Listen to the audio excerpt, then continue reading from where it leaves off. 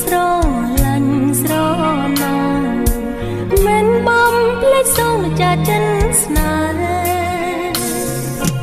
ទីតែពិន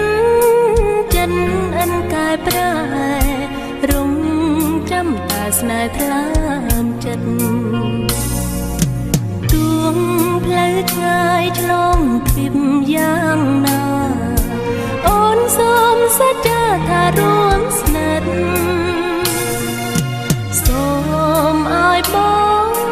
មកក្រងខ្សែជីវិតផ្ដល់ទឹកអមរិតសម្រាប់